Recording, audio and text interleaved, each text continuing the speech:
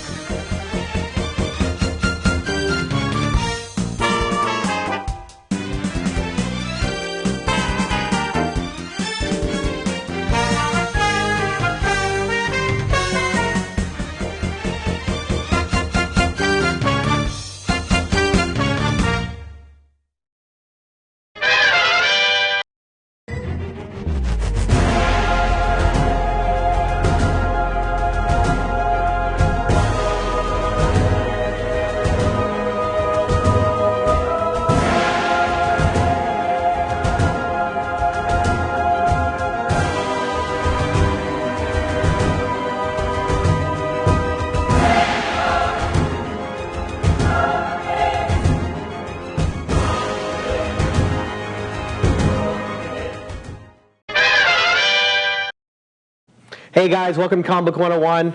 This is issue 7, interviewing a legend. My name is Superbeard Vince Hoover. We have a very special episode today. Q couldn't be here. He unfortunately had a prior engagement, but filling in his stead is a legend in the comic book industry, none other than Craig Soifer. Craig, how you doing today? It's good. Thank you for having me. Absolutely. Now, anybody who hasn't had a chance to go, we had it on Nerd Talk. We had a small interview with Craig at a shop at Comics and Hobbies in Clearwater, but what was really interesting was a story I got from Craig before the interview and finding out his long history in this business. So Craig, before we jump into your history, let's talk about your current stores. You have 6 in the area, correct? We have 6 stores. We are hopeful to be national within the next few months. We have been invited out to Arizona, and we're looking at Arkansas properties from Simon Properties, and we're pretty excited about doing this. That's pretty awesome. Now, Arizona, I know I have a lot of viewers out there. Keep an eye out, Comics and Hobbies. This is the place you want to go. When you want to talk about a real comic book store, not just... Actually, comic book store isn't even the right word. Pop culture store, as you called it before. We like to believe we're a pop culture store. That's correct. And I love that term. And I love that term because it is so much more than just the books. There's so much more to cover, and we don't have that. Especially in this area, and most places don't. Most guys are stuck on their whole, we're a comic book shop, and they try to stick to their niche, and it just doesn't seem to work. A lot of guys believe in the books, and it's a wonderful thing. I'm glad to see they do it, and it's alive and flourishing again. We just like to be a little bit more. We like to bring a shopping experience to the people who come in. We like to have their families enjoy it. We like to bring back what it once was, taking your time, shopping, enjoying it, a family activity. That's awesome. Now, you were at the Toy Fair recently. I definitely was. Which, I mean, there was a lot to come out of that. I mean, there was so much. It was just all over Facebook, all these different things. A lot of Justice League stuff with the new statues and the first look at Superman and all kinds of stuff. How was your experience there? My experience was excellent. If you go to Comics and Hobbies at Facebook.com, you'll see we posted a ton of pictures of new product coming out, a lot of exciting stuff. It was just a wonderful experience. We're there every year. We're one of the few comic stores that actually participate in the event every year. We always send back pictures, and we bring back samples for our customers, and we find it to be an enlightening experience. Stuff that is ordered today is coming out in December. You can see it on our Facebook page today, though. Most of the stuff is pre-sold out. Guys who wait until October, November to order will never see the product in their stores. So come in, pre-order, get the stuff while you can from us. That's awesome. And actually, we will make sure that we share those links and those photos through our Facebook page as well. And I recommend all my viewers go check out Comics and Hobbies, check out their Facebook, like them, follow them. Like I said, it's one of the best experiences I've had in a comic store. Oh, I appreciate that. The aesthetic is just, it isn't, I'm not walking into what is basically a library for comic books. You guys have it, it's painted well, it's got a great feel. It almost is like I'm walking into a comic book panel. We try to paint out the store in our brand. We try to create it as our original idea was a toy box. When you walk in it, we try to create a toy box atmosphere. When you're walking into it, you're walking out of where you were into a pop culture center and into your past. Trying to let you feel what you once did. Your old toys, your old statues, your all your nostalgia, the things you grew up with, as well as what's new for today's kid. Well, I mean, it's obvious that this is a business and money has to be made, but you can really see the passion behind all of this. When you walk into the store, everybody in the area there's Clearwater, Lakeland, and I know you have another store nearby. We are opening up we're negotiating right now to open up in Oaks Mall. Oaks Mall. So we're pretty close to closing. We're opening up in Tyrone. Tyrone, that was the other one I was thinking That is under construction currently, so we will be there within a month or two. And those are the two most recent. Awesome. And then you said Arizona is a possibility of the Turtle Mall. Arizona is 99% done. The leases are pretty close to we're Awesome. excited about that, and that will become a national chain at that point. And that's fantastic. And I couldn't think of a better person that deserves it. I appreciate that. And like I said, the passion is there. And the thing with people like me who are comic book geeks, I grew up on it, and we all did. People who fall in love with it, whether it be because they saw a cartoon that led to the comic books, or they got the comic books which led to the cartoon, or a movie, whatever led you there, it becomes a passion. It's a form of escapism that we can just relate to and love. And to see somebody with that same passion having a store, because a lot of times you don't get that aesthetic when you walk in. It's very cold. It's very almost like a library, or they have one particular style that they like, and that's what they push over the whole store. And so you're feeling like you're being forced, and you don't feel that with Comics and Hobbies, and I really appreciate that. We firmly believe in letting the community design the store. Our stores are set up as they are when we open the door, and as the stores grow, the community basically determines what style and what products are being brought in. And we're fortunate enough to have the luxury and the connections to bring the product line in that they're searching for. That's awesome. And as we mentioned it before in the original interview on Nerd Talk, was that you have that exclusive deal with Bandai now, which is awesome. Yeah, we're very, very happy to. A lot of guys either went with the statues or the models. We closed the deal with them to bring in all their product line, and therefore they're supporting us 100%. And that's really, really cool. So let's go ahead and get started with your history and how you started, because you've been in the business for over 40 years now. That's correct. And you started as a teenager of all time. That's correct. Which is, that alone is a fascinating fact. You started at 15? 15 years old. Why don't you go into that a little bit and explain how you got your start with a loan from your grandmother and 15 years old? Well, I used to collect comics, and my grandmother used to walk me to school every day, and we used to stop in the neighborhood convenience store. And every week I would get a comic or two comics. And we grew into reading them every week. And eventually I ended up with a few boxes of books. I wanted to collect a little deeper. The only comic shops that were in business at that time were in Midtown Manhattan. There were no comic shops in the Bronx, Brooklyn, or any of the surrounding boroughs. So everybody had to go travel to Midtown Manhattan. I eventually wanted to trade in my collection and bring it back to the guy I invested all my money with, and he basically offered me nothing for it. He said, your books are beat up, they're not in the greatest condition, and it was the same guy we had invested the money in and bought the books. So I got upset as a youngster, and I went to my grandmother and said, that's it, I'm opening my own shop. There's an old lady on the corner, she's going to rent it to me for $300 a month. I need a loan. My grandmother lent me the money. I opened up the shop and put my collection in it, all 6 comic boxes. And believe it or not, people started coming in from the area and the surrounding boroughs and hearing about the store, and it was a much easier commute to where I was than Midtown Manhattan. And they started buying the books and the back issues, and I was moving them along very well. A gentleman walked in the store and asked me, why don't you sell the current books like the store in Manhattan? I said, well, I don't have the cash. Simple as that. I'm looking to sell my books, get out of the business, and just recoup my money. He offered me $100 to get the new product in. He would pick up his books, pay me off, and I started bringing the new books. It went from this gentleman to another. Within about 7 or 8 months, we had over 150 file customers, and I still couldn't afford to get the books to them. I used to have to take the train out to 161st Street by Yankee Stadium to pick up what books I could, bring them back to my shop. And at that point, we would put the books out on New Book Day. The books would sell out. I couldn't afford to do it, and so the next day I would have to get back on the train. I was too young to have a car, couldn't get a license, so I would take the time and effort to get up early in the morning, bring these books back and forth. And the store grew at that point from the only comic shop to 2 years later we had three shops in the borough, and 2 years after that we were the second biggest sub-distributor of comic books in the nation. So before you're even like 20, 21 years old, you are one of the biggest distributors. That's At 21 years old, we were the largest sub-distributor of comics at that time. That's absolutely amazing, and first of all, I mean, it just speaks to the American dream, really.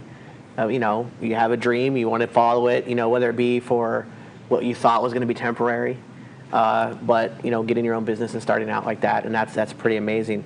Now, we had talked about direct distribution and stuff like that before, and kind of like walk people through like how it worked when it went from just newsstands to actual distribution.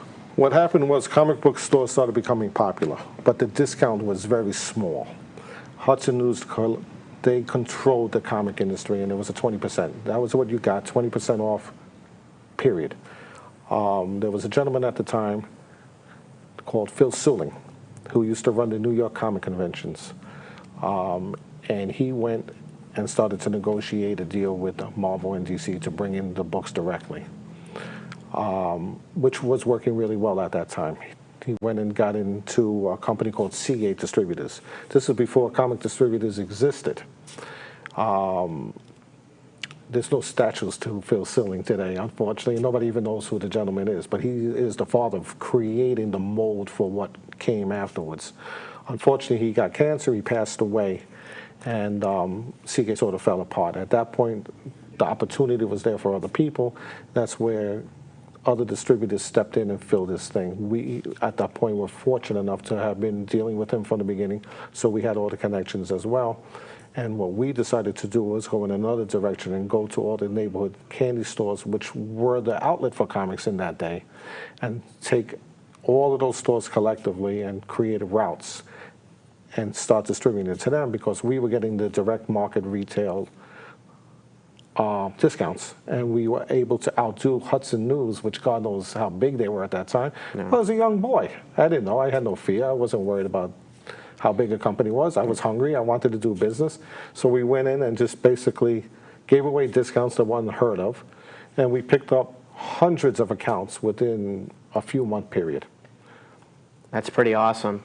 And thanks to things like that and people like you and Phil, we now have the ability to instead of it being just, you know, like you have to go to the newsstand and get comic books, comic book stores can actually get subscriptions, and you can set up and stuff, and you can get what you want, and that's a great feeling. So we're going to cover more about this when we come back, but first we're going to go ahead and go to break, and we'll see you when we get back.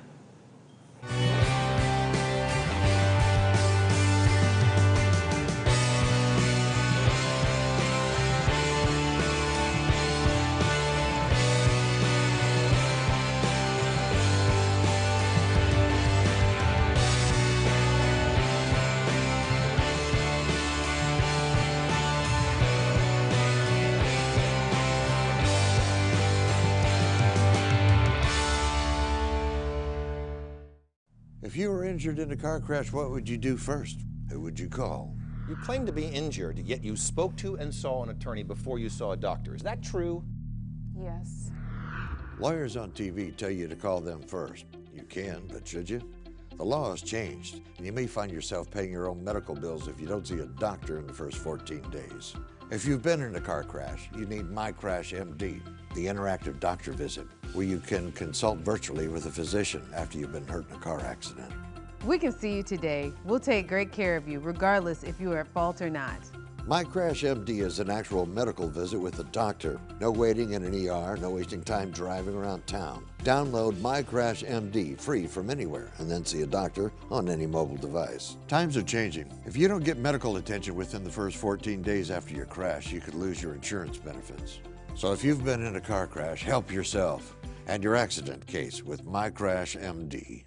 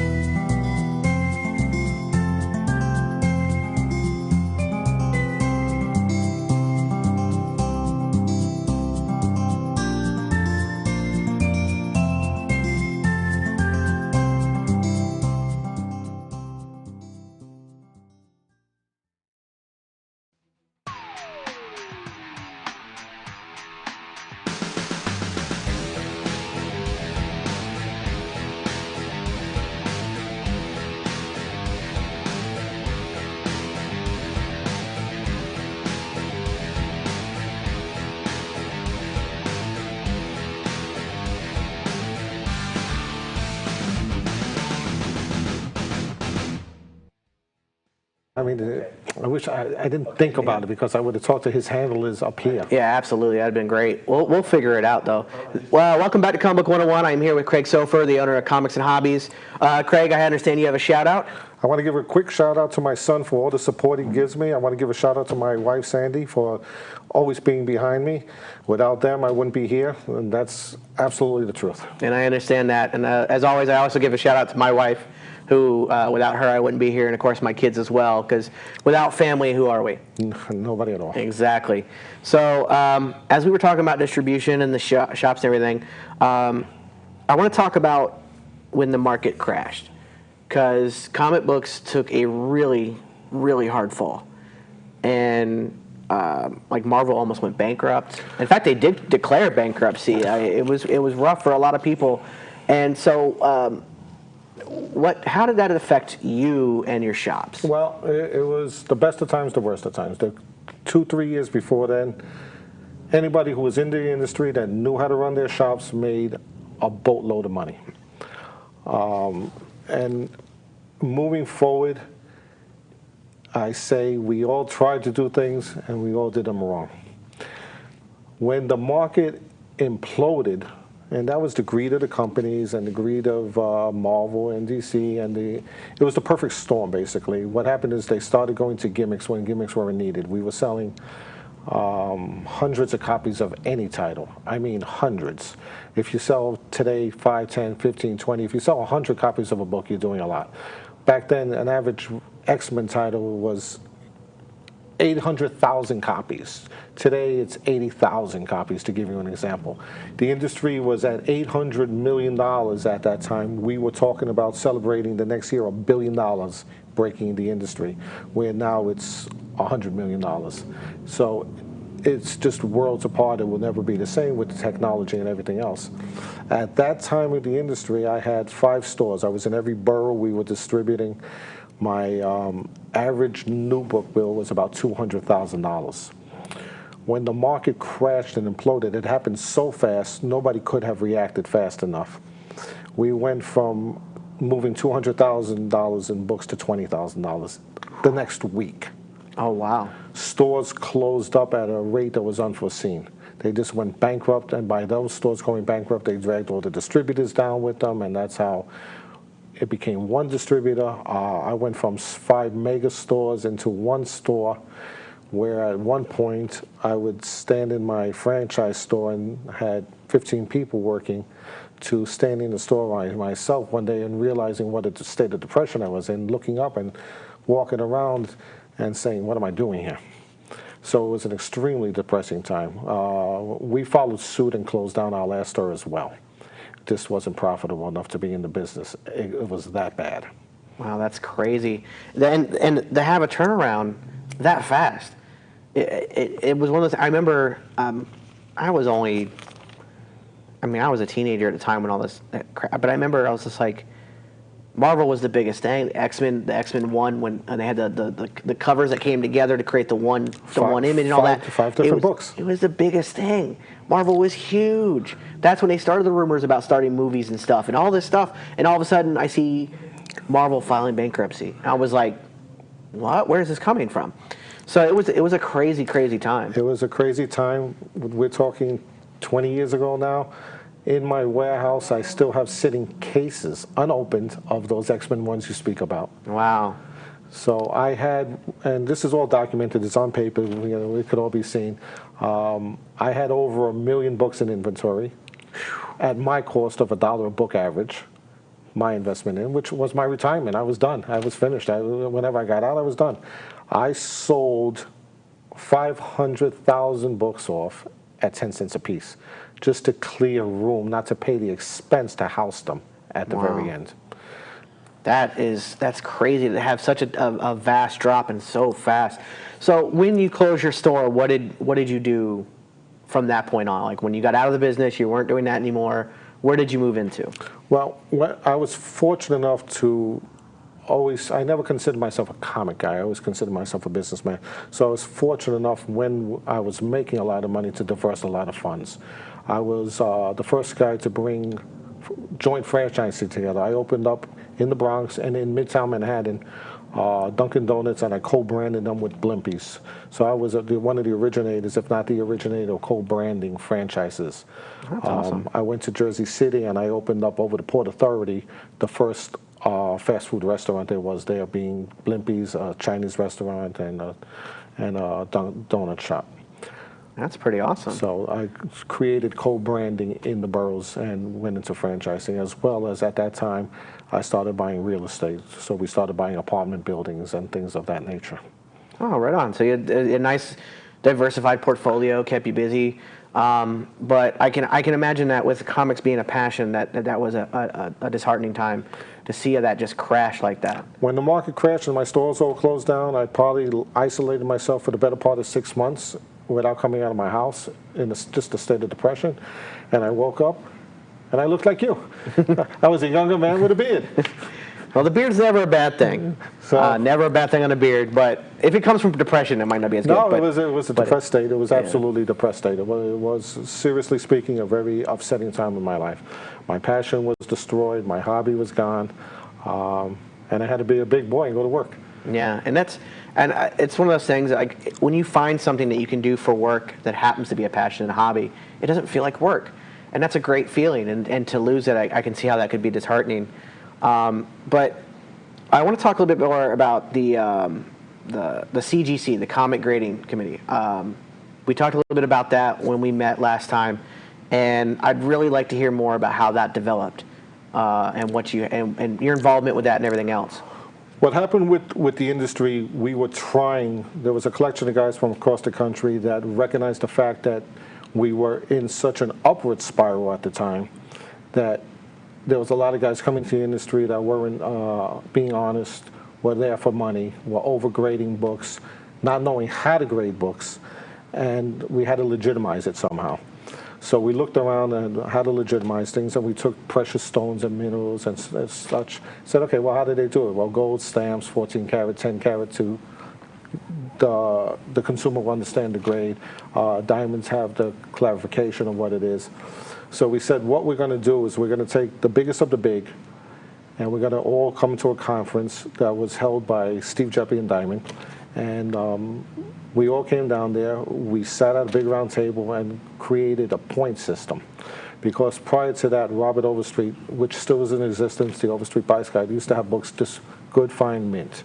Well, it's open for interpretation. Mm-hmm. Your good, my good, two different things. A CGC, or it wasn't CGC at that point, but a grading point system is a grading point system, and there's no around it. It's not open for interpretation. So we decided we would get this group of people together, we will determine the grades, and that will be the standard for what grading is. So then when CGC opened its door, they adopted our grading system to what it is, and that's how it became an official stamp of what today's market is acknowledging as a grade. They are recognized for what they are. They do quality work. And without a doubt, they are the guys, you know, that you can be guaranteed you're getting what you asked for. It's amazing. I know that it was recently that a copy of I think it was Amazing Spider-Man 1, just sold for like $150,000, if not more. The books are off the charts. What's going on right now, depending on a grade of a book. And when you get into the 9.4, 6, and 8s, there is no price point anymore. It could be 2 million, 3 million, 4 million. Sky's the limit with the books now, but they're just not around anymore. Yeah. The existing books around that are known to exist. But every now and again, you get a pedigree collection that somebody discovers and grades, and the books are just wide and vastly sought after. There's no number that you can imagine that it will hit, that it will go for. I mean, it's just incredible to me. We sent out some books recently. I discovered in my warehouse a copy of Journey into Mystery 1. My understanding is the highest grade one is a 7.0. We anticipate the book coming back at an 8.0 to have the highest graded book there is. This is pre-Marvel, pre-Thor, where Journey into Mystery started. So we have no idea where the book's going to go. It could be 10, 15,000, 20,000. There's no barometer for the book because there's none in existence. And when you hit books of that nature, you never know where the prices are going to go now with the demand by the upper echelon of collectors is. Yeah, that's really crazy. I know that one of the most famous happened just a couple years ago was a 9.8 Action Comics. Number one, $3.2 million. And I was like, man. And the guy that sold it thought he had a bonanza, and today, you know, it's a $6 million book. Yeah, exactly. Like, it's just crazy. It's just, I mean, just to think of a 9.8 copy of Action Comics 101. That book is over. It'll be 80 years old. 80 years old. Next year it'll be 80 years old because it's 1938. That's right. It'll be 80 years. That book is 80 years old, and a 9.8. You're near perfect. That's correct. Like, that's insane. So yeah, the person who bought it for 3.2 could turn around and sell it for 6 or 7, maybe 10. Oh, easily. Once it goes back out and you get the right auction house to get rid of it and a quality auctioneer, the books just, you sit there and you marvel at it. We stream online because we're tied into all the auction houses, and I just sit online and I look at the auctions with the phone calls coming in, and you just look at the books. They're not jumping hundreds, they're jumping thousands at a time. So it's amazing, and this is why the market's back, and it's an exciting time to be in the industry. It's an exciting time for young people to come in and collect. There's a lot of potential in the future, a lot of opportunities. There's a lot of independent companies out there now that are putting out quality work, quality art, quality writing, and it's a whole different point of sale item that you could search after that you could really enjoy. So it's covering TV shows, movies, whatever you want now is out there, opposed to when I was young, we were limited to superheroes. Now, sky's the limit. Whatever your taste is, you're going to get.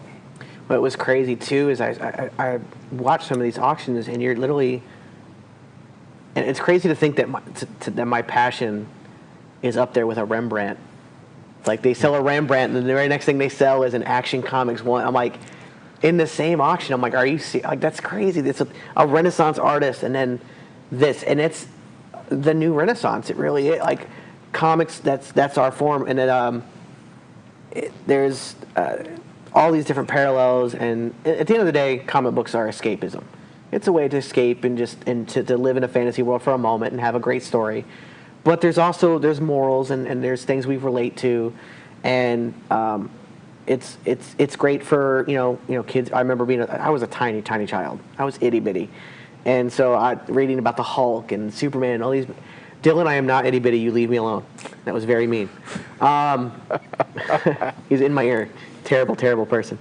But I'd look at these and I'd want to be Thor, and I pretend to be Superman. I pretend to be the Hulk, and even to this day, I can still read those books, and not just the new ones. I can go back and read those same stories and get that same feeling of just that wonder and excitement. So we're going to go to another commercial break.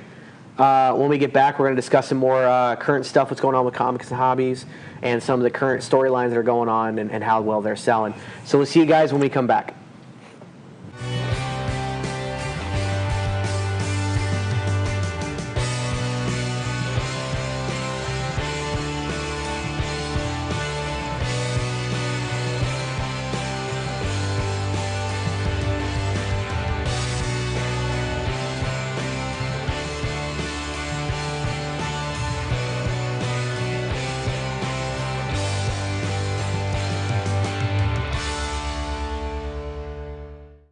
If you were injured in a car crash, what would you do first? Who would you call? You claim to be injured, yet you spoke to and saw an attorney before you saw a doctor. Is that true? Yes. Lawyers on TV tell you to call them first. You can, but should you? The law has changed, and you may find yourself paying your own medical bills if you don't see a doctor in the first 14 days. If you've been in a car crash, you need My Crash MD, the interactive doctor visit, where you can consult virtually with a physician after you've been hurt in a car accident. We can see you today. We'll take great care of you, regardless if you are at fault or not. My Crash MD is an actual medical visit with a doctor. No waiting in an ER, no wasting time driving around town. Download My Crash MD free from anywhere and then see a doctor on any mobile device. Times are changing. If you don't get medical attention within the first 14 days after your crash, you could lose your insurance benefits. So if you've been in a car crash, help yourself and your accident case with My Crash MD.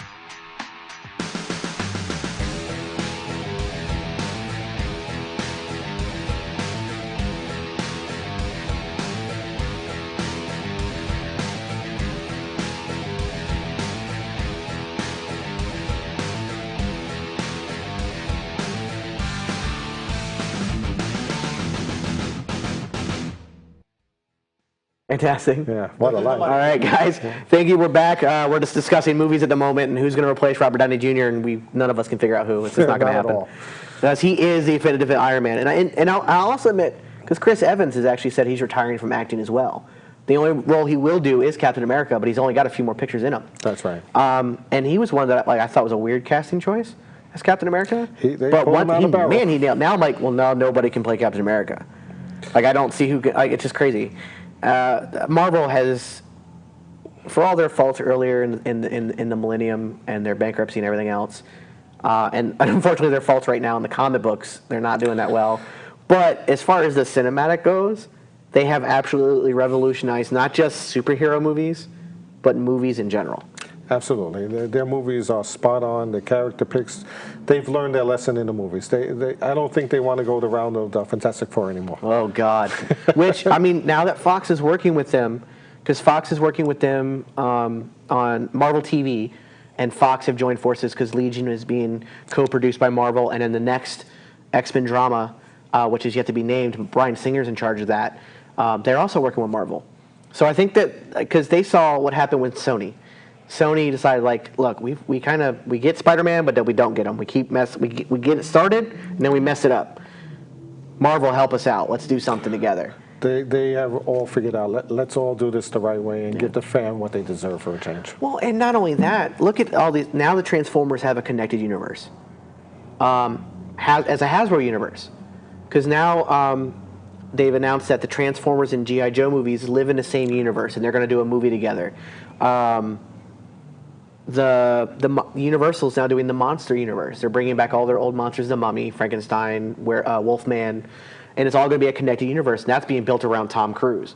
Yes, it is. Which is, to say, interesting to say the least. Oh yeah, most definitely. That's star power. If you're going to build it around somebody, you got to build it around somebody.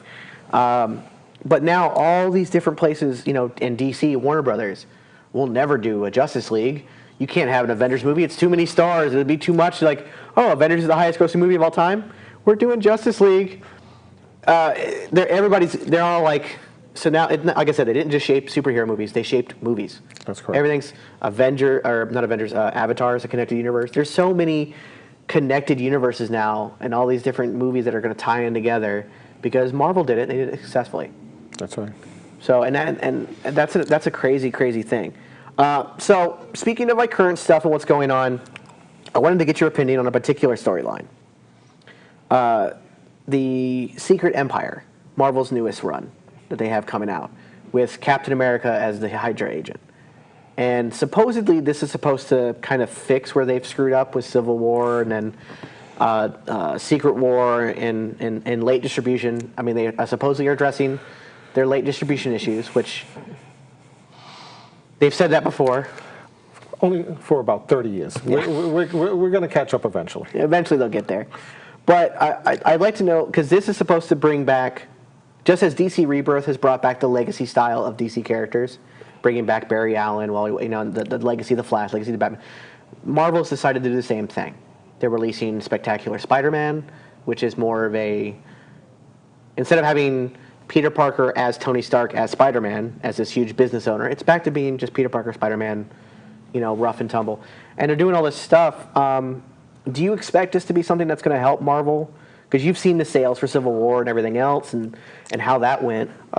I expect things to always be slow now with Marvel. Civil War came out, it was gangbusters. It was phenomenal. It started out great, and then they went into the downward spiral and disappointed everybody again. So the fans, as well as the store owners, are going to be gun shy, because do we come out with two books and then 6 months later see the third book?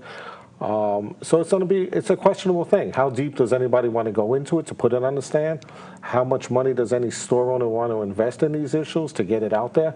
Marvel needs to understand that we, the store owners, are the ones who are putting the books out there, and we really make the success or the failure of the book. And without the proper incentives and tools to work with them on new series, we're gun shy. And I think any other store owner would agree. I think, in theory, it's where we all want to be, going back to basics. It's way too many characters, way too many complicated stories that the kids don't understand, and it would be a great idea. Now, are they prepared? Is the rollout going to be successful in timing? Are we going to get the books on time? Are we going to get them on schedule? If that happens, I think it will catch up in 2 or 3 issues. I think it's going to unwind slowly, though. Now, speaking to you as a comic book fan, what is your take on Steve Rogers' Hydra Agent? I'm not a fan of it. I'm an old school guy. Yeah, I grew up. I like the historic value of the characters, and I'm so invested in my life and my time in the characters and the prior history of what they were. I don't like change.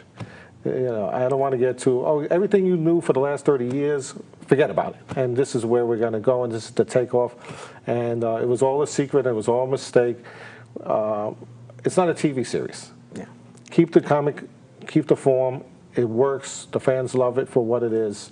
You want to create different characters and use the same name, why not just create a new character and a new thing? It was once called the House of Ideas. Let's get to that. I agree, and I like that, because it hasn't been the House of Ideas lately. It really hasn't. And that's a shame. And I do like how they almost immediately backpedaled on this. On it, it's like, oh, wait. It's like, oh, we're going to reveal he's been a Hydra agent since he was 6 years old. What? No, fan backlash. Like, well, it wasn't really the truth. The Red Skull changed his past. I was thrilled. Okay, that's dumb. I was so thrilled to see the fans actually stand up and give such a backlash to make a company change after 1 issue. Yeah. It was phenomenal. It was literally one panel. It was one panel. There was a back page of there was a last page, and in one panel he said, "Hail Hydra," and people went nuts. Captain America is one of those characters that, yeah, he kind of fell off for a while. I'd say maybe the 80s, maybe the 90s. When we had Image and we got these darker comic books, and he was kind of not that thing. But at the end of the day, everybody went back to Captain America because that wholesome, true superhero, the underdog who became the superhero, but his morals and his ideas were the same. He didn't change when he got power. It was just now he had the ability to fight, and it was a great character. And he's been through a lot lately. Had his powers removed. He died, came back. He was an old man, and then he got his powers back. And then it's. Well, that's why we can relate to him. Everybody has their life struggles. Yeah. So you could relate to somebody else going through the same thing. You could feel the pain for him, and you can understand where things are. And we all fight. Life is a struggle, and you relate to your character, and you hold dear to him, and you don't want to see him change. Exactly. I think the same with Spider-Man, which is why they're having to go back, because everybody related to this kid who is, he's not rich. He's just a kid. He was another underdog who got bit, got powers, but still in his personal life was an underdog. He beat up by J. Jonah Jameson all the time. He had a rough job. He lived poorly, but he still went out and did what he was supposed to do as a superhero. Now he's a billionaire entrepreneur and all this stuff. It's like, what? What's going on? Yeah, you've taken away the personality of the characters.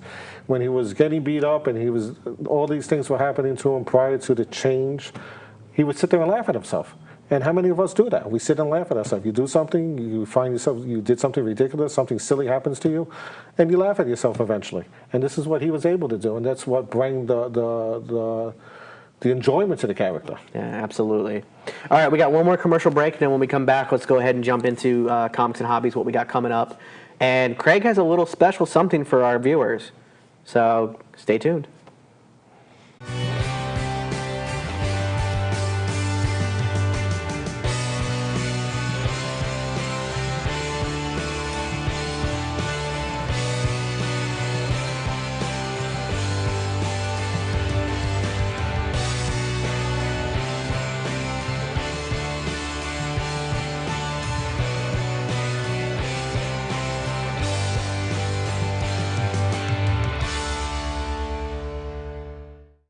If you were injured in a car crash, what would you do first? Who would you call? You claim to be injured, yet you spoke to and saw an attorney before you saw a doctor. Is that true? Yes. Lawyers on TV tell you to call them first. You can, but should you? The law has changed, and you may find yourself paying your own medical bills if you don't see a doctor in the first 14 days. If you've been in a car crash, you need My Crash MD, the interactive doctor visit, where you can consult virtually with a physician after you've been hurt in a car accident.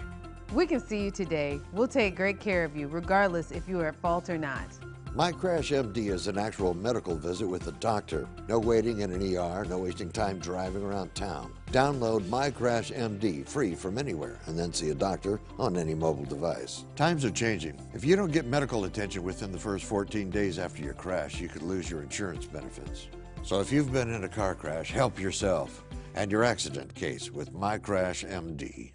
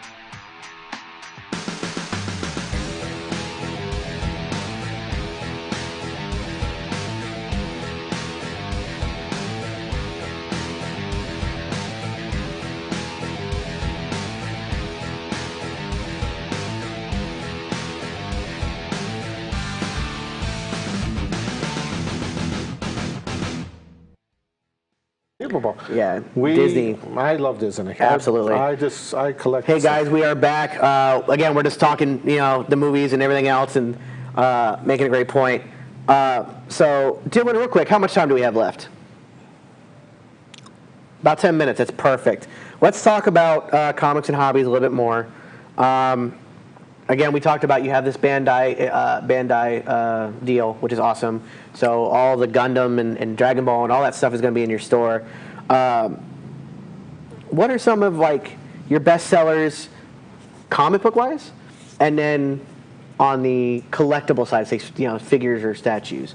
So let's start with the comic books right now. What do you got that's selling really great? What's selling really great right now are the image books. They've well, partially that's because Mike over here, he's off screen, a coworker and a friend of Craig's. He's buying all the image books in droves. So he's Image's biggest cheerleader over here. So that's part of the reason why they're selling so well. We had to put it out there. Yeah. But they're really doing some great storylines, some great books. Walking Dead is consistently on top of the charts, and it doesn't show any sign of slowing down whatsoever.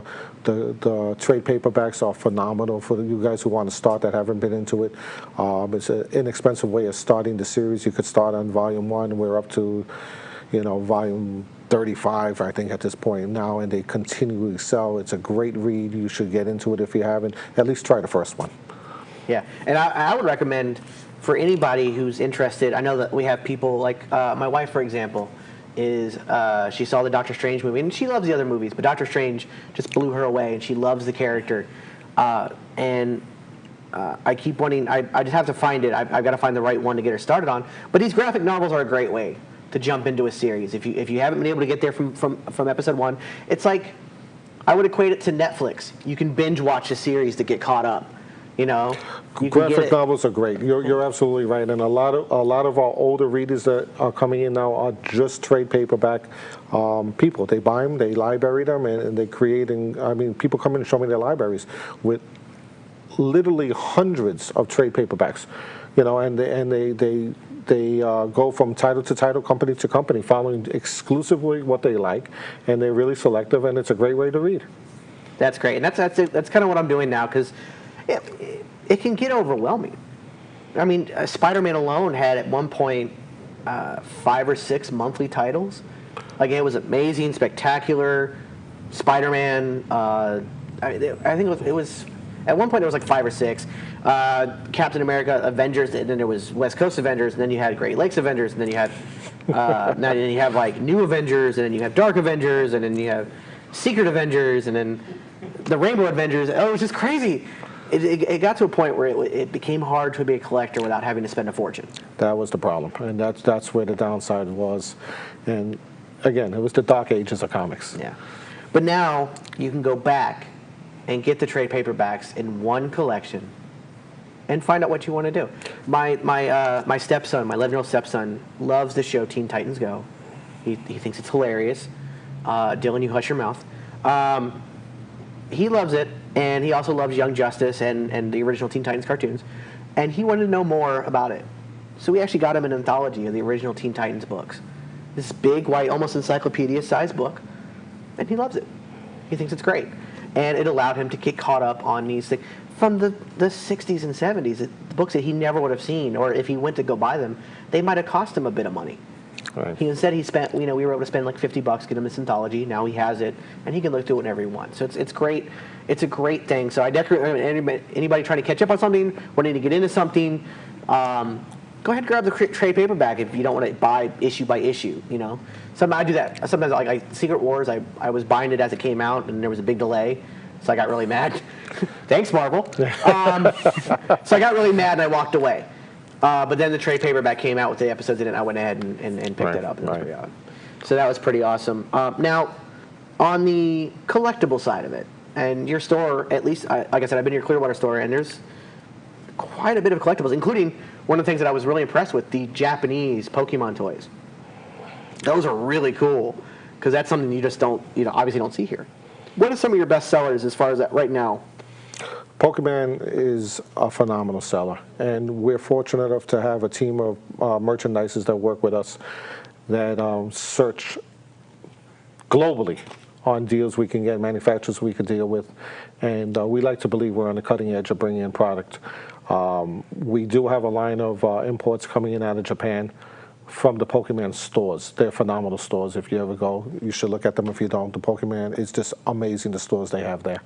And we have all the plush imports from there that we are licensed to bring in, and we sell them, and you can't get enough of them. And we're proud to be one of the few people that actually have them in the state. They sell nonstop. The Pokemon trading cards, the games are phenomenal. We offer the kids opportunities to play them, to trade them, to do what they want with them. So they are just a phenomenon. The statues, on the other hand, we have a line of statues that range from $10 to $2,000. We bring in a line that would feed any collector's ability or what they choose to be. Everybody doesn't necessarily want a $300 statue. They want a statue because they like the character, they enjoy it, so they want a $50 statue. We have paperweight statues that people want. They put on, the big craze now is people put stuff on their desk at work, on the shelves at work. So we have paperweights of every character you could imagine. What we don't have, we can get you. So it's a wide range of product lines that we bring to the table and offer them. So truth be told, we can't wrap our arms around what the higher the seller is because we sell so much various merchandise. Collectively, it just brings the people in. That's actually a really great thing. Especially even from a business side, to be able to say, I don't have one hot seller because they're all hot sellers. That's a great thing because you have such variety. And that's something that's great, is lately, because I would say mostly because of the movies, but this the nerd lifestyle, the geek lifestyle has become much more accepted. as you had talked about once before, about we were able to come out of the closet and be who we are. So now people can be in their office, and a lawyer can have a paperweight of Spider-Man, and it's okay. Absolutely. It's not frowned upon anymore. So it's great that we have this access and we can do these kind of things, and to have a place like Comics and Hobbies where we can go and get that stuff and not be ripped off. That was one of the things. Like I'm not going to mention the store, but you had a statue that I nearly bought for my wife, and I'm so glad that I decided not to because she'd have killed me. But it's about an 18-inch Doctor Strange statue, and it's $45 at your store. The same exact statue, at another comic book store was $150, and it's price gouging. Some things haven't changed, and that's what we fought against for years. We're in it for the long haul. We believe in giving the consumer what they're bargaining for, and trying to. Even though we are more locations, we still have the pricing of an actual store that's not in a mall. We keep the price. Our volume is high enough to produce these prices. Fortunately for us, so we're able to bring it to you for the right price. And we always tell people, you see something that's out of line, please bring it to our attention. Nobody's 100% perfect, and sometimes we even can price match or something. We compete with Amazon. Nice. That's awesome. Now, we have about 2 minutes left, Craig. So first off, I want to say we didn't get a chance to cover it yet, but we're gonna make Craig a regular. We're gonna have him come on at least once a month, talk about things going on. The next time I have you on, I want to discuss your community work and your work with special needs and the stuff you do with that. I think that's really important. We didn't get a chance to touch on it, but that's a very important aspect.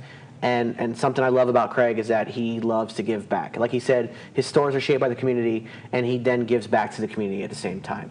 So I definitely want to talk about that. But before we go, let's go ahead and talk about this deal we kind of worked out with the subscriptions.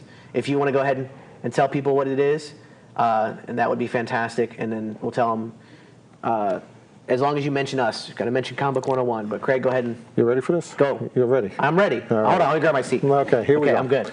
We like to offer every person that's paying attention right now 25% off. I think it's unheard of. I don't think anybody's doing it. 25% off on any subscription that you open up in any of our stores. You come in our store, you mention Comic Book 101. and we will give you a 25% off on all your new book purchases. And that will be locked in forever. You get it, you open it, it's yours. So you come down, I don't think any store's offering it. It's more than distributors are offering to retail stores, and we would be happy to do it. We want you in, we want you reading, we want your kids to have the opportunity to come in. This is a great way to start. This is fantastic. All you Comic Book 101 fans out there, make sure you hit up a Comics and Hobbies, Clearwater, Lakeland, wherever you can find one. Even now, we're going to be out in Arizona and everywhere else. It's going to be nationwide. Hit them up. Tell them that Comic Book 101 sent you, and you're going to get 25% off your subscription. And go ahead and pick up that book you've been dying to read. You can get it now, and you can get it every month. So, Craig, I want to thank you so much. I look forward to this partnership with you and getting this out there and getting your story out there.